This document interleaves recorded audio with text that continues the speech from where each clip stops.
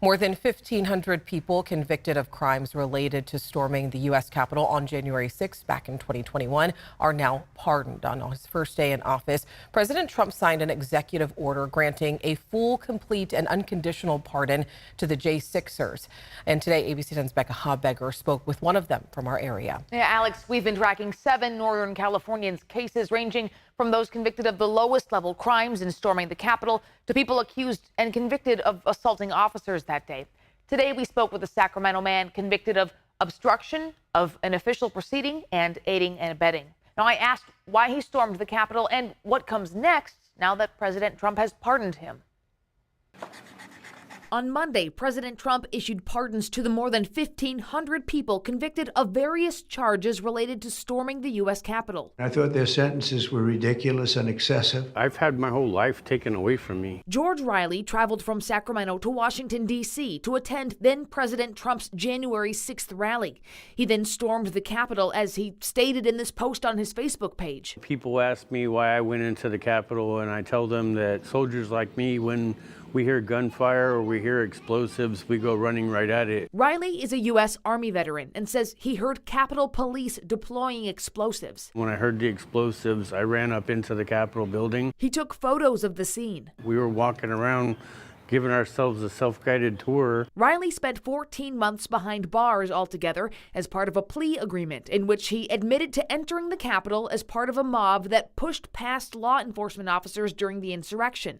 In exchange, federal prosecutors dropped additional charges against him. On Monday, President Trump's executive order pardoned him. It's an honor just being pardoned by Donald Trump, you know? Do you have any regrets about January 6th? Is there anything that you would do differently if you could rewind the clock? No, absolutely not. I stood up for what I believe in, and I will never apologize for standing up for what I believe in.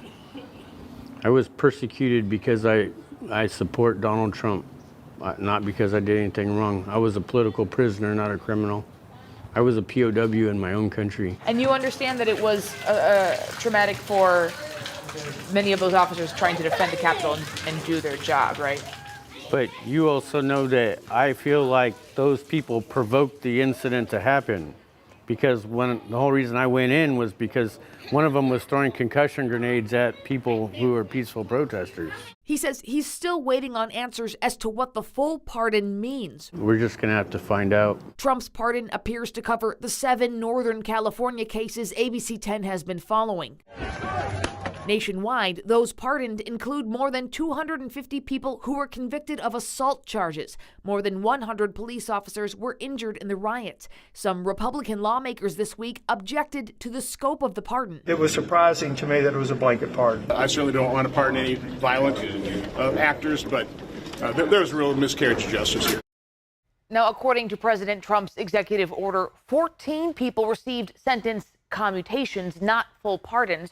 Trump said that was because it looks like they could have done things that, as he says, were not acceptable for a full pardon. Alex.